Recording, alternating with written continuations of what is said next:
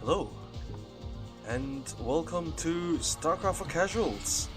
Um, I I've already done a first episode for this, but I'm going to redo it again because the audio mixing for the original one was really bad, and I think the units were like a lot louder than I am, which was like there's no point in saying anything. So it will be covering the first three missions, technically the first two, and the tutorial, which is a just some we just go through it so that we can get through the basics of RTSes. The purpose of this playthrough is to go through the whole StarCraft campaign for both StarCraft Brood War and StarCraft 2. I'm counting one within Brood War because it's like the full package. Um, it's because I've been hearing a lot of things that RTS is really hard to get into, and I really like this game, the StarCraft series as a whole. I've gotten into it as a child, and I just wanna share my joy for being able to experience the game and play it, understand and play it. I'm planning to do a walkthrough of all the campaign in as low as a skill cap that I can manage, and to show that you can get through. Anyone can pick it up, get through it, play it on the casual level without needing a PhD in quantum physics and grade 8 in piano. So without further ado, let's begin. Welcome to Marsara, Magistrate. The equipment demonstration you requested is prepared and may be initiated at your convenience.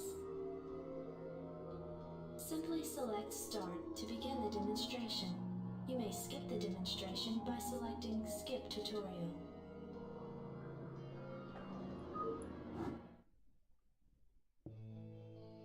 The T-280 SCV is the cornerstone of our hostile environment construction and resource gathering operations. Roger that. In order to build a thriving colony, numerous SCVs are necessary. You can build additional SCVs at a command center. Standing by. So as you can see, the perspective of this game is from a top-down view, and you will be using your mouse to click on things. You can drag a box, hover over several units in order to select multiple units.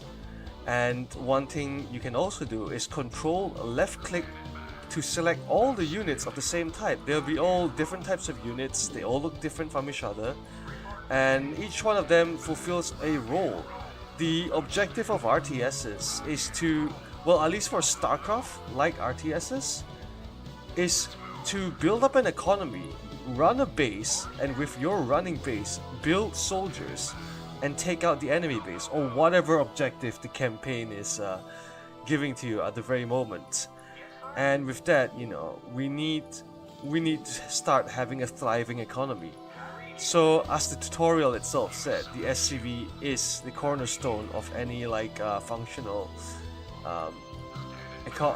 any functional Terran base. To equip additional personnel, you must have enough supply depots to support them. You can use SCVs to build additional supply depots. So the supply she was talking about is up here. You can see there's a number there. When it hits the max, here's the max number. When it hits the max number, you can't build anymore. As you can see right next to the mineral count, there's like a guy, there's a little guy icon, and he has 1 on it. That is the supply cost for the SCV. You build more of these because they give you 8 supply so that you can build more units, and you have to keep building more of these. With the SCVs, the more you build, since they are basically your worker units, they mine minerals here. They gather like 8, I think. It takes them a few seconds to get 8, and they'll walk back and deposit it. Yeah, it's 8. So you want to build as many of them as possible, even if they cost like the initial 50 minerals, because the return income, it just a running economy. You know, it doesn't matter if you spend 50 for one. This guy's gonna like give you back like millions of hundreds and hundreds of minerals in the long term. It's just a good investment to build as much as you can. And I forgot to talk about like how controls work. The most basic thing is that, you know, after you click, you right click on things. You right click the ground for him to move, you right click the minerals for him to mine. And this is a shortcut, by the way, because as you can see over here, this is your command tab. You have the move. You can either press M on your keyboard and left click the ground. Click on this, press the ground. By the way, if you see a highlighted letter, it's your hotkey. That means that is the button you must press on the keyboard to activate things. S to stop, so if you ask him to move and you press S halfway, he will stop. Attack makes him attack. And sometimes, because it sounds a bit tricky to like left click something a bit tiny, you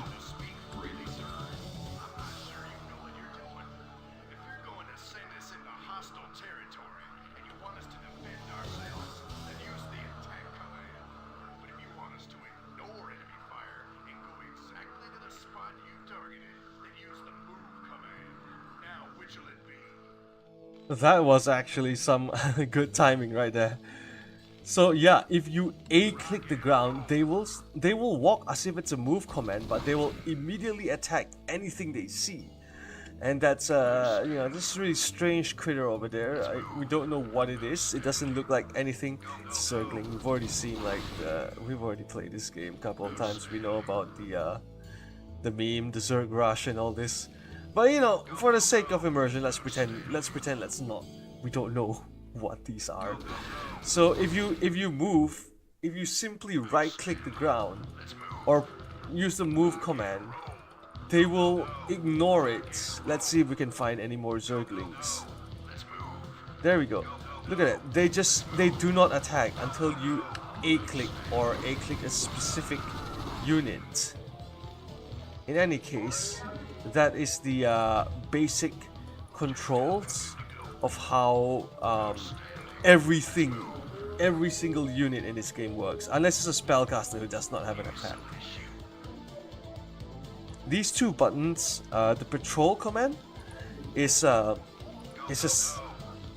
it's like multiple attack move commands. It's like clicking the A button back and forth,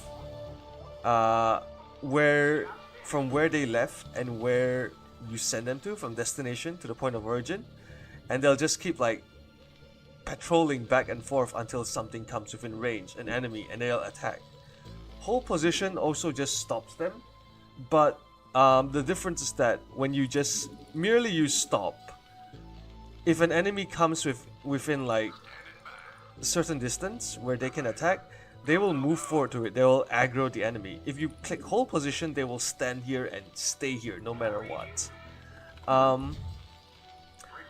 Yeah, that's basically the basic unit control for every single unit. Here will be reserved for other things which we will get to later. Like for the SCVs, they have gather and they have they don't have patrol, but they have repair. You do this when something is injured, and then you click repair on it. There, you saw the HP go up. In any case, we will we've already known about minerals as a resource. We're gonna talk about gas. Gas, you can't really spend it here yet because we don't have any unit that uses gas. But gas is a resource that is spent for the more advanced units. We'll get to them later on. And in order to do that, unlike the minerals, you can't mine it raw. You have to build a refinery. Processes raw S-beam gas, converting it into a form which your SCVs can gather.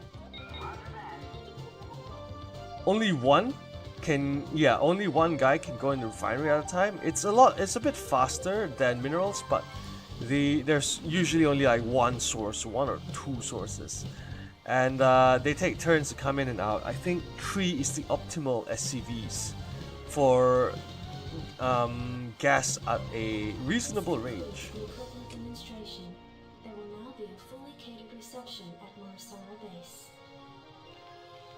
And that's done with the tutorial. I really think that the tutorial is, it's a bit boring, but it covers everything.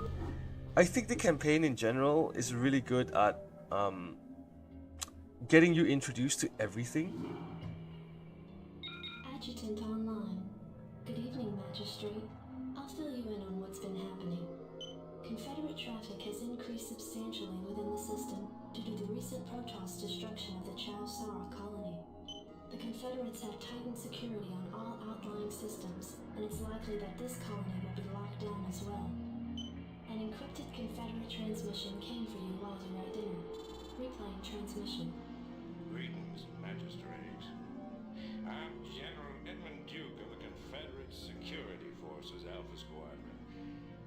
The Confederacy has quarantined this entire planet, and will proceed with a lockdown within 48 hours.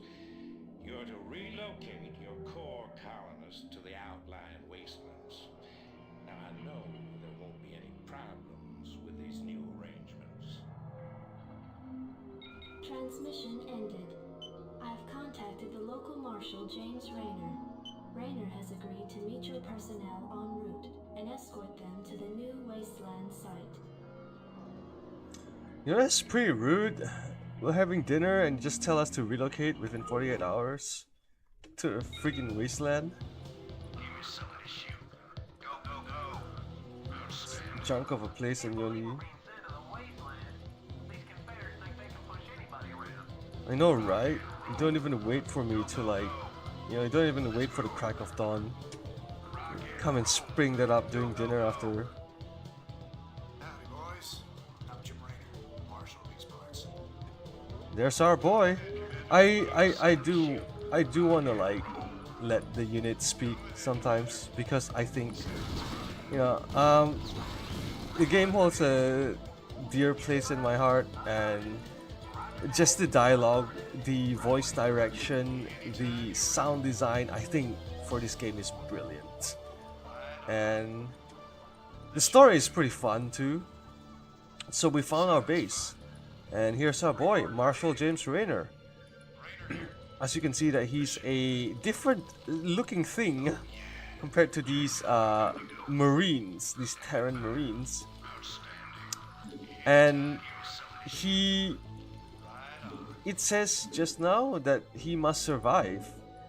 The mission objectives updated a bit just now, which means that unlike your other units, you can suffer a few casualties or so, but the moment he falls, you just lose instantly because it's a story character.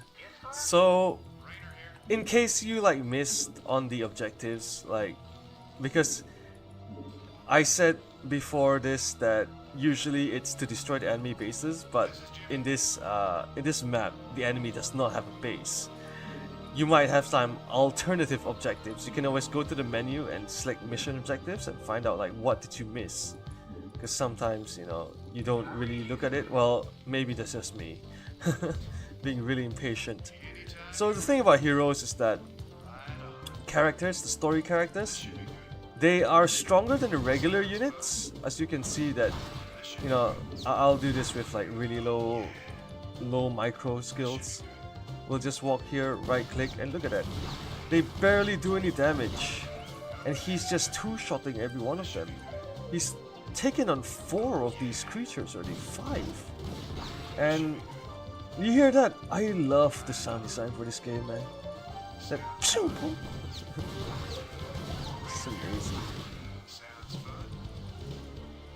And I think I've also explained he can in the first video, some of these units, they get different. Whatever appears here. Such as Marines can be trained at this facility. Yeah, here's your barracks. I'll explain later. whatever appears here for every unit will be different because it's like your ability. Sometimes you don't even have it. But his ability is to plant down a mine. The mine blows up and yeah, there we go. It runs towards people and deals massive damage. You can only plant up to 3 of these before it's gone forever. Now, this is the barracks. It's to train infantry units. That means anything on foot. You wouldn't be able to get like units like this. Well, you can't train heroes to begin with. That's why they have to survive.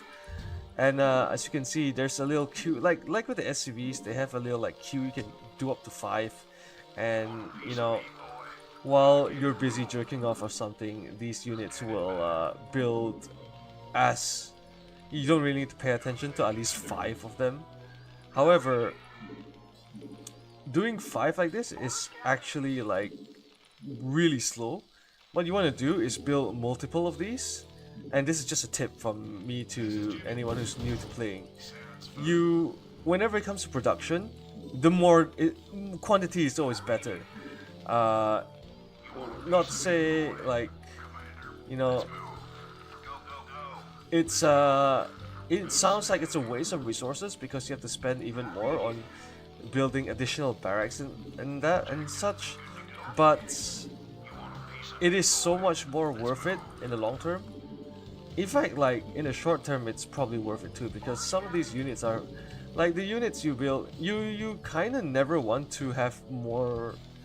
You kind of never want to see like a value here. If I'm being honest, a lot of players will tell you that if you are, this is what we call floating minerals, right? If there's a lot of minerals here, they say you're floating because you're not spending your money. But you know, because we're new, just a tip is that don't worry if your minerals are low as long as you have production. The more barracks you have, the more units you build faster, because instead of waiting for 5 at a time, you're waiting for 5 to come out at once. And so just a little tip for anyone who's new to playing, build as many production as you can, use your money at any given time. Don't worry if you're not. I'm not going to do that much. I'm going to like at most build like 2 barracks or 3 barracks. It's something that is easier to remember as we go through this. I am going to be playing at a relatively low skill cap anyways. Receiving incoming transmission. Comlink established. Hey, what's up, man? Got your refugees tucked in nice and tight? Provided you can sidestep any more surprises from our Confederate friends and we can keep away from those critters, they should have an easy time. Priority alert. Backwater station under attack by unknown alien organisms. Distress beacon activated at 0658. Alerting Confederate headquarters on Tarsonis. Stand by for incoming transmission. We've already received the distress beacon from Backwater, and we'll take care of it. You just sit tight. You'll be notified if there's anything we think you need to know. Damn. Listen, if we wait for Confederate reinforcements, that station's dust. I'll head out there now and do what I can. You send in some militia, and we'll save those folks. Trust me. Trust him. Trust my boy, Raynor. Because the Confederates, yeah, they're pieces of shit. Boys, time to kick some serious butt. Bros just call us out for dinner, hear distress calls, don't do anything about it. You have to leave to the wasteland within 48 hours. Oh, by the way, there's something about Terran units that they will only introduce to you very late into the game. So our faction is, well, we call them Terran because, you know, Terran. Not human. Human's been copyrighted. We don't want to get DMCA'd. Terran buildings. This is a future. So they can fly. Their ability here, lift off, allows them to fly and land. They move a bit slowly. And here's the thing I'm going to teach you guys this. I'm going to teach you guys this, and I'm going to try to do it like every mission from now on, because it's something that needs to be done every mission. So this thing, the command center, this is your main building. where you build these guys, and it's basically like the heart of your base. If this thing dies, you're in big trouble. Just hope that you have more SCVs. I just realized I cannot, like, I don't have enough minerals to do this. I will explain later because it requires me to show you something about building command centers. So for now, we'll just send Jim Raynor around shooting stuff, blasting things, because he's pretty tanky. You want to like put him in front because he can be repaired. He's a mechanical unit. If he takes damage, the SCV can repair him. See, he has like 297, and there, 300 full. Marines can't be repaired. See, call the SCV here. Can you repair him? No, you're just like staring at each other like a bag of dicks. In any case, you put Raynor in front. The pathing for this game is kind of crap. Like, it's really hard to get them to like stick together, and then you go up this ramp. Raynor's fast, so he'll probably like always end up being ahead of everyone all the time. There's nothing here. It's nice to explore sometimes because you can find things, but for the most part we're just finding enemies to up the kill count, so that's kind of fun. We have some new enemies, and this time instead of running up to me, they start spitting at you from distance. Oh wait, I did not know there was this here. See, it pays to explore, guys. It pays to explore in video games. So in any case, we should just come over here and build a command center here, because again, more production, more economy. It's always good to spend your minerals. So one thing, when you build a command center, you can't build right next to the minerals. Otherwise it will be just too easy. There's a certain distance that you can only build it from. As you notice, the command center is really far away from the limit. It's always placed, I don't know why they like placing it so far away. So at the start of every mission, I will remember to do this, and maybe you guys will remember to do it too. And you can look good, you know. Even though you're new to the game, you can look good. Like, I understand the range of the minerals from the command center. I know how to lift my buildings at the start. I'm already a functioning StarCraft player. A good one? Maybe not. I'm not really that good, if I'm being honest. But I can play the game. And now we will walk back because there was nothing over here. We saw Zerglings here just now, but it doesn't seem to have any way to get through to them. So we will use the other path. As usual, Raynor is always in front. Climb up here. Purple jelly. You can always, whenever you see someone's in trouble, you can always like pull them backwards, because these guys are already shooting. If you pull Raynor back into them, they will start attacking it. You know, it's teamwork. We are about managing an army. It's not Dota.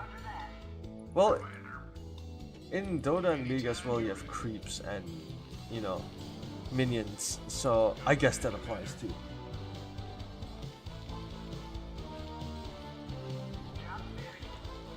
We will repair him until he's full, because we are scared of losing Raynor. One thing is that, you know, don't be afraid to get him to like half health, because he has like 300 HP. It's pretty high. If you notice everyone's like health values, they're like 60, 40, and their damage is like 6. I do believe if you check the Zerglings later, those little things that are attacking us, they have like 5 damage. So it's not really that, you know, it's not really that bad for Raynor to take as many damage as possible.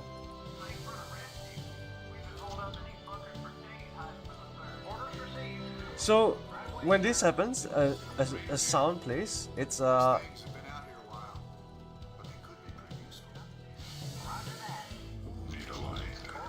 These are rescuable units. They, you know, if you see a little like yellow ring, a circle around them just now, they become part of your army. It's pretty cool. It's a cool way to reward players who like walk around in the mission. And we got a new infantry unit called the Firebats. These guys use, as their name suggests, and their color, they bright red. They utilize fire. They deal like 16 damage. I think they're pretty bad. I'm not fond of them, but we will demonstrate them to show like what they can do, because you know, just because I think they're bad doesn't mean you can't build them. And we have another new building, as you notice. It's called the no, we can't build it. We can build this thing though. Yeah, we won't go through that today. We don't need to. We have the academy. Usually it's down here, but right now it's already built for us, and it gives us 2 research. One called the Stim Pack, something that you notice is unlike Rainer's Spider Mines, which is a bright yellow. These things like faded out gray. So this means it's an ability that has not been researched. You have to research it here first. They'll tell you where to research it, and this is the academy with the juicy old Howie screen. And let's bring a new army to explore. As you can see, the fire is an AoE. It's really good at dealing with Zerglings. So there's some use to it. It also sounds cool.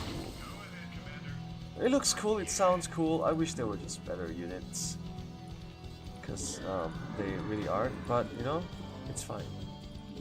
This is just the early parts of the campaign. You can build whatever you want. Where are you? Okay, you're over there, mining gas. As you can see, I forgot to build a refinery here, but that's okay. Don't need to worry so much about like, you wanna like understand what you want. One thing about StarCraft is that the good thing about playing the campaign is understanding like the limitations of every unit when everything gets introduced to you, because like they not only introduce new units of your faction but new units of the enemy faction. We've always been used to this 35 HP 5 damage guys who just run up to you and die, but now we've been introduced to this Hydralisk. It has 80 HP and does 10 damage from range. And the more it's introducing you to the units, the more you have an idea of like what you want.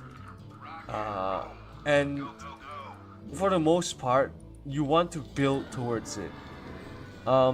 Getting a lot of things, like when you're new, it's fun to like test out everything. That's why something good about the campaign is that you don't really get punished for wanting to do everything, to buy everything.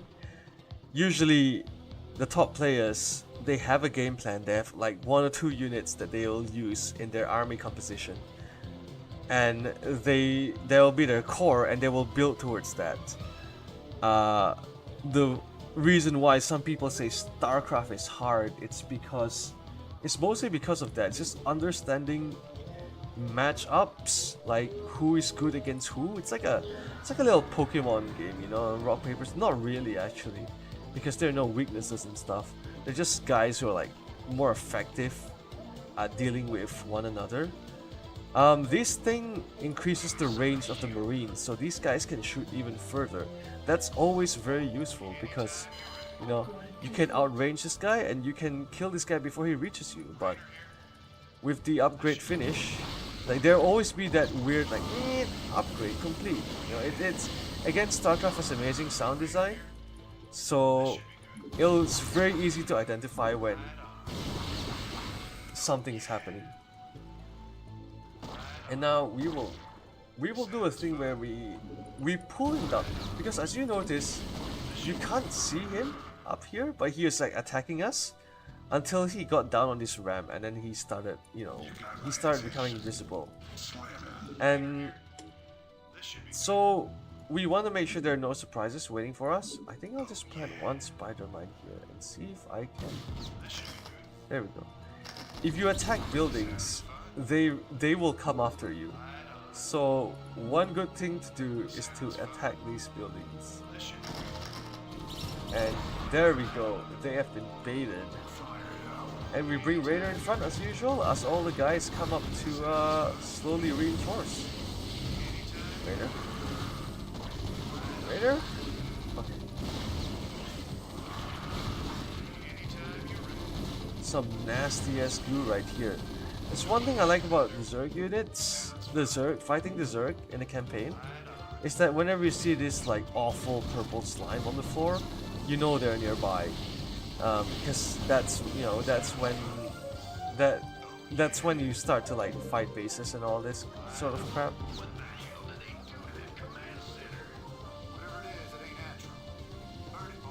And I just really like the aesthetic. I think like living buildings have always been really cool. It may be a bit disgusting, but you know, I'm a sucker for these kinds of things. And here comes the Confederate.